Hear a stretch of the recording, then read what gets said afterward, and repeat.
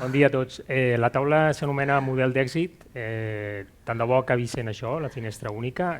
Ja ha quallat en el nostre sistema, però com a model d'èxit potser necessita més volada. El que sí que és èxit, seguint una miqueta el que al fons comentàvem, les generacions, la generació Z, Millennial, la meva generació, que som del guix i la pissarra, per mi és un èxit estar en una ponència de transformació digital. Per tant, bueno, és un avanç important a nivell personal. Començaré a fer-vos una pregunta que és la que hem fet als nostres pacients. Us agradaria que el vostre metge de família en 48-72 hores us donés resposta a la interconsulta que hi ha generat a un altre nivell assistencial front al vostre problema de salut? Com a professionals sanitaris, us agradaria que quan feu una interconsulta, aquesta interconsulta fos redirigida a un altre nivell assistencial, que és on li donaran resposta, sense necessitat que tingueu que intervindre? No cal que responeu, però que cadascú maduri una miqueta la seva reflexió. I això és el que la finestra única ens aporta i altres coses més que ara us comentaré. L'objectiu, en vermell a baix, valor afegit, eficiència, resolubilitat. L'objectiu de la relació atenció primària i atenció hospitalària és aquest model d'eficiència on el contacte presencial, la visita presencial, que és un valor molt preuat, sigui el que sigui realment necessari. No és derivo al pacient perquè el visiti, no, anem a resoldre problemes del pacient.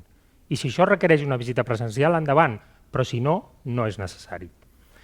L'acte únic, intentar que aquella visita presencial reuneixi totes les proves, si és possible, amb un únic desplaçament. Incorporar la priorització i que sempre hi hagi una traçabilitat d'on està aquella interconsulta, en quin punt està i que tots els agents que intervenen ho puguin visualitzar.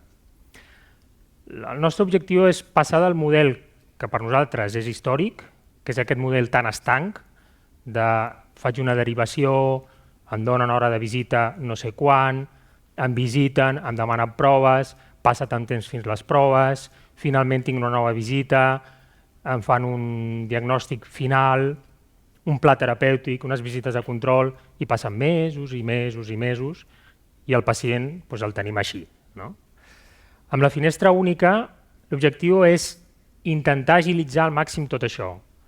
Des de l'atenció primària, aquest model, com veureu, és un model no només atenció primària i atenció hospitalària, sinó dins de la mateixa atenció hospitalària. Quan realitzes una derivació, una interconsulta, a un altre nivell assistencial, el receptor d'aquesta interconsulta pot respondre estructuradament amb una resposta de maneig, una resposta sense pacient, a l'emissor. Pot ser que se'l quedi i el citi, i si és possible amb un acte únic, conjugant totes les proves necessàries. Pot ser que resolgui telemàticament i pot ser que proposi, redireccioni la derivació a una altra especialitat que creu que és on li donaran la solució a aquell problema. Tot això amb absoluta traçabilitat. En aquest cas concret, i ara comencem a experimentar que la cara dels nostres pacients fan un viatge cap a les cares contentes.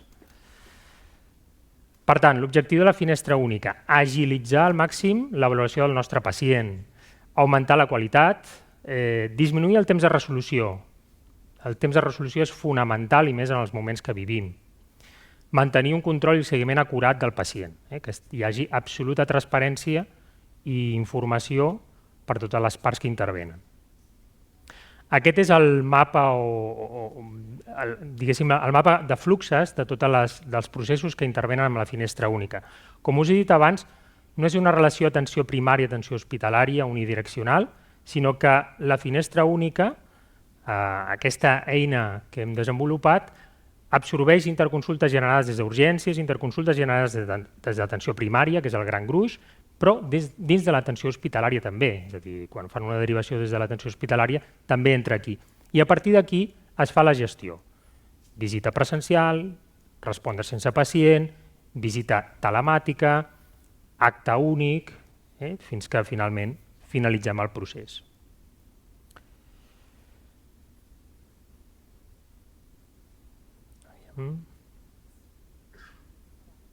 Sí.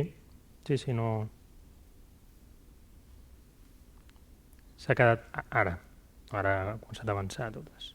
Tot això, evidentment, la finestra única és una eina desenvolupada, que ara veureu una miqueta a grans trets com s'ha desenvolupat, però que està sustentada amb uns pactes de consens de derivació a través d'uns protocols de maneig de malalties i consens entre les parts implicades. Això és cabdal perquè funcioni. A la vegada estem parlant de la relació atenció primària i atenció hospitalària, i per aquí comencen a brollar els egos, els estereotips, les expectatives, el que me diran, a mi m'han d'explicar com haig de derivar. Per tant, vam creure molt oportú desenvolupar un manual de funcionament, un manual de bones pràctiques, de no fer-nos mal, això és fonamental, des d'una normativa bàsica, des d'una sèrie de regles de com haig de fer jo la derivació i com haig de jo gestionar la derivació que rebo. I això s'ha anat implementant i és dinàmic perquè incorpora totes les coses que hem anat trobant en el camí. L'eina informàtica. Jo soc més assistencial i això ho hem treballat conjuntament amb els companys de sistemes d'informació i amb els companys d'admissions i gestió de pacients. Ha estat un diàleg molt interessant perquè el diàleg dels clínics és grisos, perquè la realitat assistencial és grisos, vull dir, no pots dir blanc i negre, i els informàtics és còdic binari, 0101.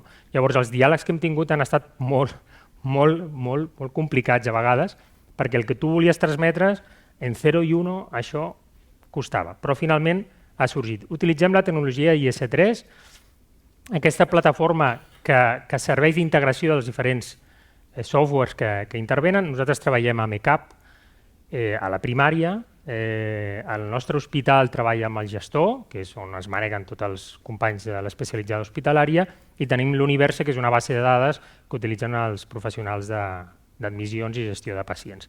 I tot això s'integra. Aquí teniu a la imatge a l'ECAP, quan faig una interconsulta. A la dreta teniu a la dreta vostra teniu el gestor, que és com respon el nostre company des de l'atenció hospitalària, i, evidentment, com hem comentat, hi ha traçabilitat, hi ha una resposta a les bústies de l'ECAP perquè sabem què és el que està passant amb aquella derivació.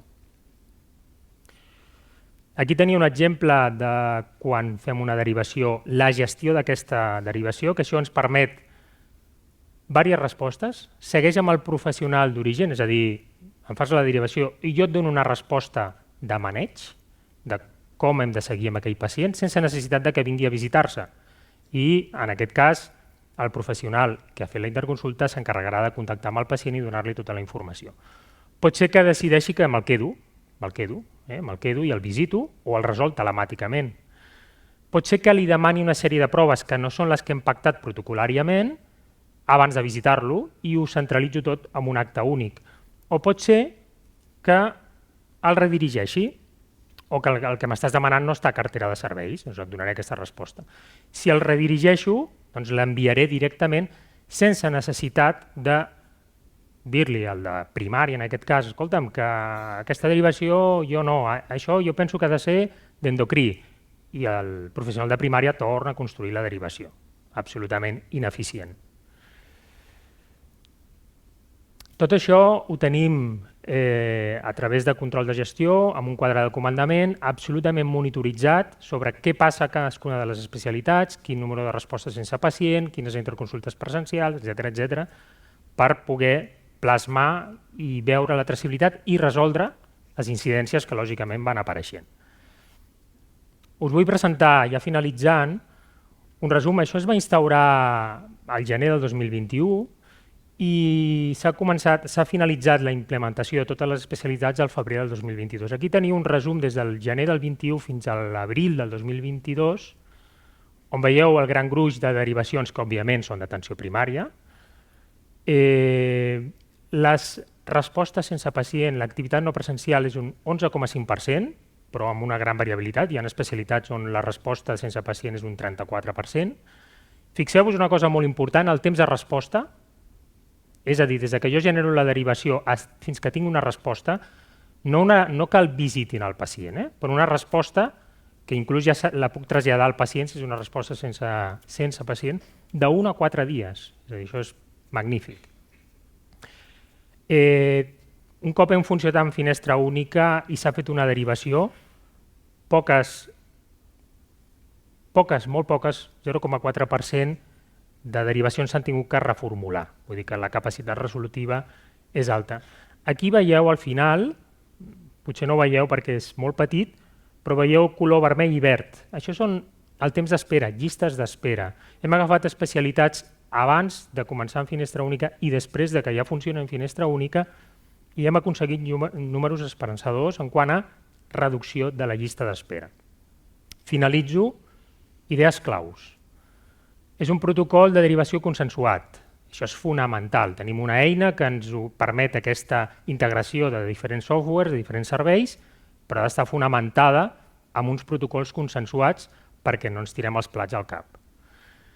És una eina molt versàtil, és a dir, jo com a metge de família puc fer una derivació presencial o interconsulta sense pacient i em respon l'altra part també d'una forma versàtil, respon amb pacient sense pacient. Lliurement, bé, amb el protocol, amb el consens i amb el manual de bona praxis, de com hem de fer servir la finestra única. La informació que arriba a la bústia del receptor és una informació filtrada. No volem que arribi tot. Volem que arribi informació important, de valor afegit. M'arribarà aquella informació on jo haig de fer accions. Si se'l queda el professional de destí, no m'arribarà. Jo tinc on buscar-la, però activament no m'arribarà un avís, perquè jo no haig de fer res en aquell moment. Per no embrutar tot el magma d'informació que tenim, que és molta, i que evidentment hem d'agafar aquella que ens aporta valor. Tot això té una absoluta traçabilitat. La capacitat de redireccionament és molt important per minimitzar accions de poc valor i la finestra única permet implementar la possibilitat de demanar proves. I això és un tema que estem desenvolupant. Hem començat a demanar proves molt bàsiques, però permetrà demanar proves dins de la mateixa finestra única. Molt bé, doncs no us robo més temps. Moltes gràcies, David.